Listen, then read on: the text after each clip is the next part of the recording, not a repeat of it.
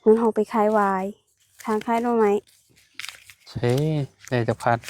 ได้แต่50โอ้บ่ได้ไปอยู่เฮือนมันบ่มีเงินจักหน่อยก็เสียค่าไฟค่าน้ำบ่มีแล้วอืมได้60บ่50เนาะ50แบ่งกันแหละแบ่งกันแล้วแบ่งกับน้องไม้แล้วบ่น้องทายแล้วบ่น้องทาย50เฮา50แสดงว่าแสนนึงโดยมื้อนี้ขายได้แสน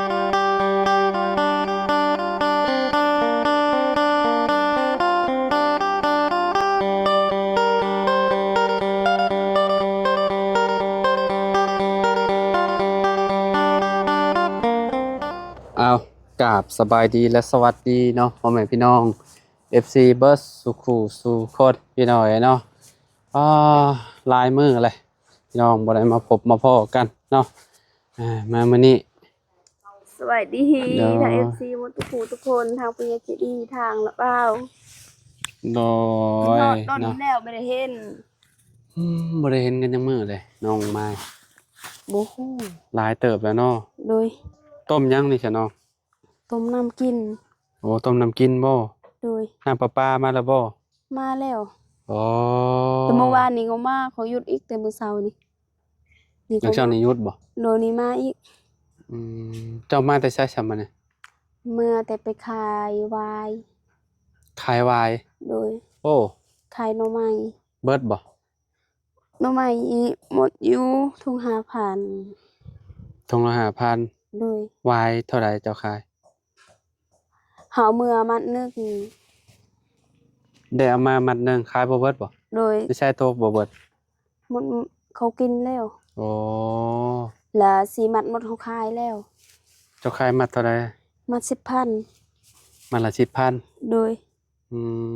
ไปแต่จักโมงไปแต่3ไปแต่3โมงโดยหนาวอีหลี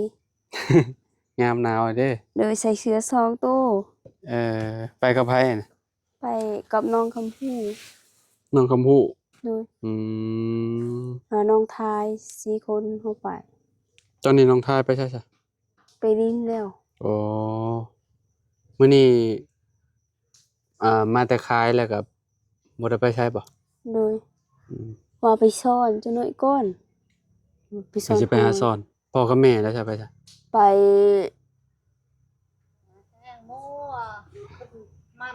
ขึ้นมันไปขึ้นมันซอยเพิ่นโดยเอาให้หมู่เด้เขาว่าขึ้นมันหมู่ว่ามื้อนี้ว่ามื้ออื่นเด้สิแล้วแปลว่าไปซอยกับเจ้าบ่แล้วก็เจ้าก็มาซอยเฮาติโดยเพราะว่าช่วงนี้ก็เจ้าเริ่มถอนมันเนาะโดยไผไปหาสาวายเมื่อวานนี่คือได้ไปขายเฮาน้องทายไปหา2คนไป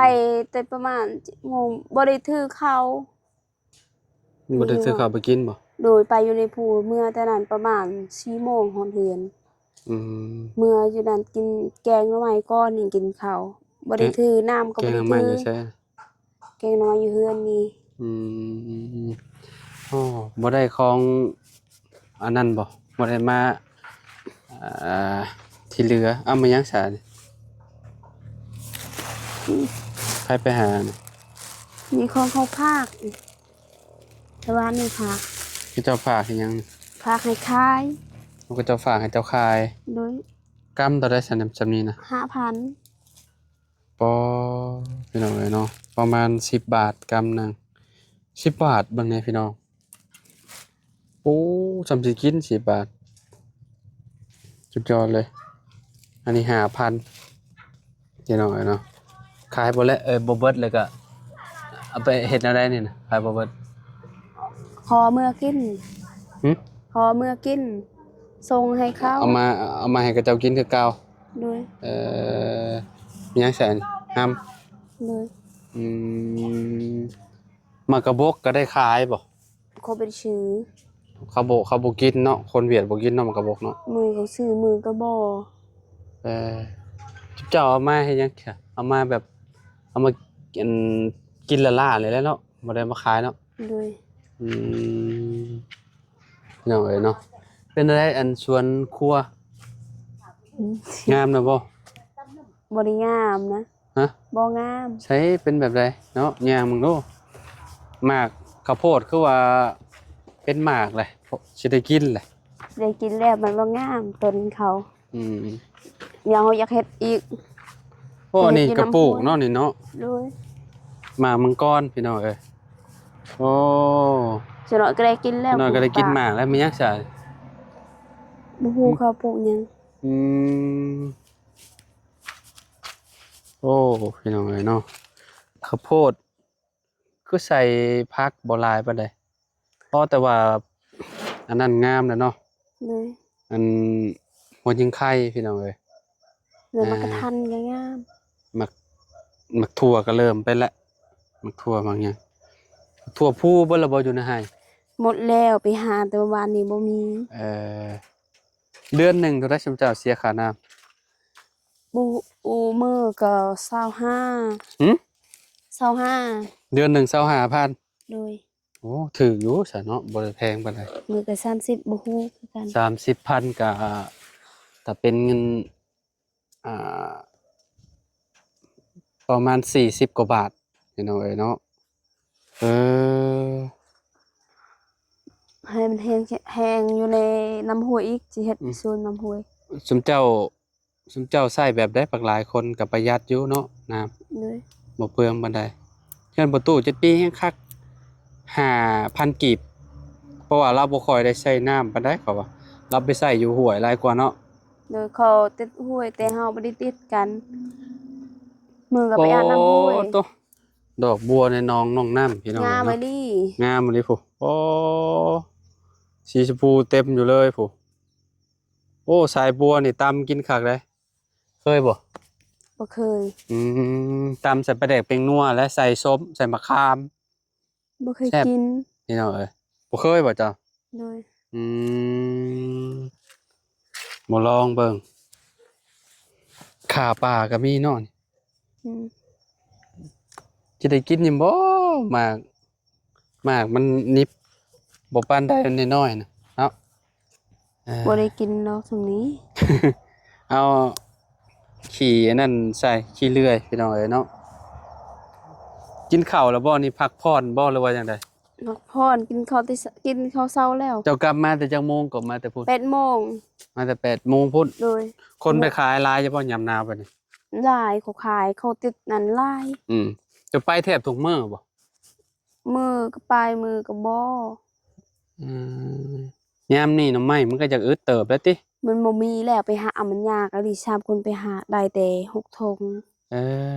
อ ได้ส่ำนั้น ขนาด3คนไปหาได้หั่นเนาะยังได้หน่อยเดียว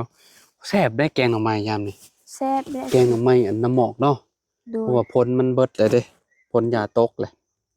โดย อ่อนคักปานหยังน่ะบ่าวอะเนาะ อ๋อมือนั้นเขาแกงทำไมไล่นี่ หืม บ่ได้เฮ็ดแล้วเขากินหมดไว้อะดิ หึ เขากินหน่อไม้เขาแกงมื้อนั้นล่ะ อืม ลายอะดิ หลายบ่ กินหมอยเต็มเขาแกง อืม บ่ได้ใส่หยัง แกงแบบว่าเพียวๆเลย โดย บ่ได้ใส่เครื่องเลย ใส่มักทั่ว แกงใส่มักทั่ว โดย เออเห็นหลายอยู่แบบคนทางนี้น่ะเพิ่นมักแกงใส่มักทั่วแหละพี่น้องมักทั่วหรือว่าในมันแบบนี้นะ แล้วใส่ผักเน่าเขาใส่มื้อนั้น ผักหยังก็ ผักเน่า ผักเน่า โดยล่ะ ผักเน่า มันบ่ มันเป็นแบบใดผักเน่า มันเป็นคือน้ำตัวนั้นนะเขาแกงใส่ลง อ๋อ มา มันเป็นน้ำครับบ่ โดย อืม มันหอมแซ่บ อืม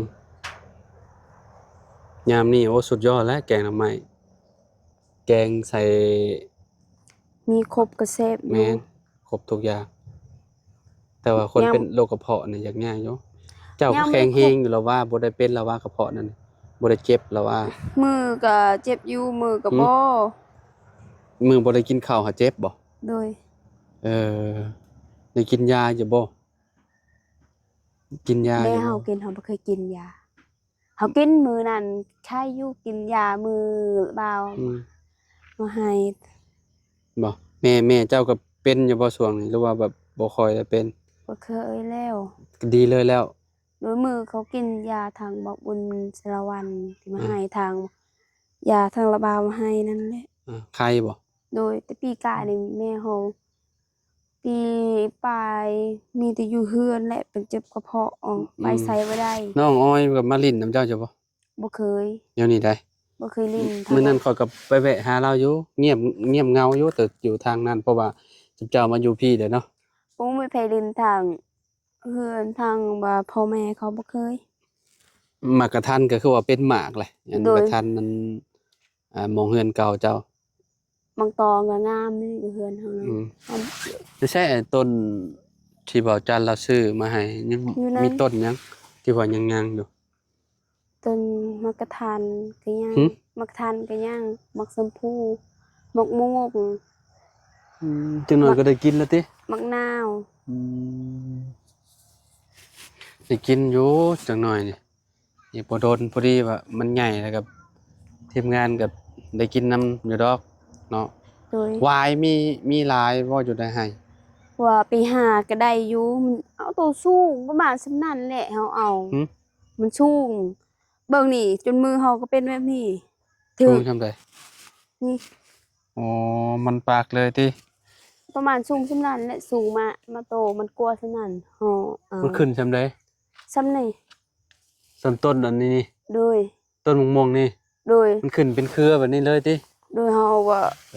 เฮาปานตอนนั้นว่าน้องเฮาว่าตัวนี้ถึกฟ้าถึกฟ้าเอาว่าน้องเฮาจับว่าน้องเฮาเด้นี่วายนี่ของน้องน้ำนี่ก็นี่อยู่ในวายแบบนี้มันบ่ได้วายแบบนี้กินแซ่บจะบ่น้องแซ่บอยู่ขมดีเนาะนี่อ๋อต้นวายเพิ่นนี่พี่น้องเนาะนี่ยังกินบ่ได้แหละตัวนี้เอาบ่ได้2ต้นขอบ่ได้สูงบ่อยู่ให้จะเป็นต้นแบบนี้บ่บ่มีมันขึ้นเป็นเครือบ่โดยบ่มีแล้วเมื่อเขาไปหามันต้องปลูกไว้โดยปลูกไว้หลายๆแล้วก็เอาไปขายบาดนี้เนาะจังคักน้องไม้เอ้ยเนาะแต่ว่าอันนี้ของเพิ่นปลูกเมี่ยนว่านี่เนาะปลูกเมี่ยนแถวริมหนองพี่น้องเอ้ยเนาะพอมันเพิ่นเริ่มถอนแล้วบ่หรือว่าจังได๋โอ้พี่น้องเอ้ยจุ๊บเจ้าถอนนำบ่ได้สามันจุ๊บเจ้ายังอยู่สิไปบ่ได้เส้นทางมันยากให้มันได้ราคาแล้วก็ให้มันอันน่ะคักๆก่อนเนาะมันแห้งก่อนเนาะแต่ไปบ่ได้เส้นทางมันยากขึ้นบ่ได้เฮาบ่ได้กว้างนะบ่ได้กว้างมีแต่มีสำเข้าเอ้ยน้ำก็เฮ็ดมีอ๋อมองกับเจ้าซักข้าวนี่โดยจำนี้บ่โดยคือสิประมาณ5-6 ล้านแหละเนาะเงินเฮาไปขายวายทางขายหน่อไม้เซ่ได้จักพันได้แต่50โอ้บ่ได้ไปอยู่เฮือนมันบ่มีเงินจักหน่อยเขาเสียค่าไฟขนาดบ่มีแล้วได้60บ่50เนาะ50แบ่งกันแหละแบ่งกันแล้วแบ่งกับน้องไม้แล้วบ่เอ้ยน้องทายแล้วบ่น้องทาย50เฮา50แสดงว่า100,000โดยมื้อนี้ขายได้100,000แบ่งกัน50โดยโอ้บ่ได้ซื้อหยังมากินบ่เอาซื้อปลาหยังบ่ฮู้ซื้อปลาช่วงนี้ก็กินอยู่บ่มีบ่มีบ่มีบ่โดยแล้วกินอยู่ซะดอกบ่ได้กินเนาะซั่นนี่เนาะโดยมีอยู่รถปู่เดี๋ยวบ่าวเสียมาให้มีโดยกินแบบกินกับหมักพริกเนาะกัดกะปิเนาะหมักพริกขี้หนูครับพี่น้องเนาะสุดยอดแล้วแซ่บเลยพี่น้องเนาะเอ้าเดี๋ยวไปเอามีมาให้เจ้าก่อนเด้อเนาะไปพี่น้องพี่น้องเนาะเดี๋ยวเอามีให้น้องมันก่อนเนาะโดนแล้วบ่ได้กินเนาะแล้วเอานี่น้าบ่าวซื้อมาฝากขอบใจเอาไว้ลวกกินต้มมีแล้วสิได้ต้มมีกินกินข้าวเที่ยงเนาะค่อยก็มักได้มีนี่นะแบบถ้าเฮาบ่ได้ไปข้างนอกเฮาซื้อมาเมี่ยนก็มาลวกกินแบบกินกับกะปิพี่น้องเนาะกะปิอันเวียดนะแล้วนะแซ่บเลยน้องใหม่ กินว่าใส่กับดอกบัวก็แซ่บเขากิน แม่นบ่ โดย เคยลวกใช่บ่ เห็นพอน้ำเขาลวกเขาว่าแซ่บกิน อืม เขากินเขาว่าบ่แซ่บเขา อืม แต่เขาแซ่บ แม่นอยู่ ใน แม่น ค อนยู่ มาก อย่าแต่คนมากเนาะ โดย อืมเอาซะโอเคซะพี่น้องเอ้ยเนาะมื้อนี้ก็แวะมาเยี่ยมยามทำข่าวทางน้องไม้เพิ่นพี่น้องเอ้ยเนาะก็หลายมื้อหลายอ่าวันแล้วได้พี่น้องเนาะบ่ได้มาหาเพิ่นพี่น้องเอ้ยเนาะช่วงนี้ก็หาเงินคือเก่าเนาะหาเงินคือเก่าพี่น้องเสียค่าน้ำค่าไฟแล้วอะเนาะถ้าบ่ไปหาก็บ่ได้แล้วอะพี่น้องแม่นว่าอีหละ โดยไปหา1,100ยังบ่ได้ คะแนนพออยู่ซื่อๆเนาะ1,100บ่ได้เนาะ โดย ไปซานาบ่าวไปปะเลยเด้อเดี๋ยวพ้อกันใหม่เด้อ สวัสดีทางผู้ใหญ่ใจดีหมดทุกครูทุกคนทาง FC ทางทีมงานทางละบ่าวให้อยู่ดีมีแฮงให้ร่ำให้รวยให้สุขภาพแข็งแรงไปสิ่งใดมีแต่โชคดีหายุยั่งยืนนอนได้เงินหมื่นตื่นได้เงินแสนเงินล้านพอเจ็บอย่าได้คนไข้อย่ามีหัฒนาสิ่งใดให้มีสิ่งนั้นกับใจดีเด้อทางผู้ใหญ่ใจดีหมดทุกครูทุกคนนี่เด้อ จ้าถูกเนาะมายำใดก็น้องไม้เพิ่นก็น่าฮักคือเก่าพี่น้องเอ้ยเนาะตัวคักแล้วได้กินมีแล้วเพิ่นว่าไปพ้อกันใหม่สบายดีเด้อพี่น้องเด้อเนาะ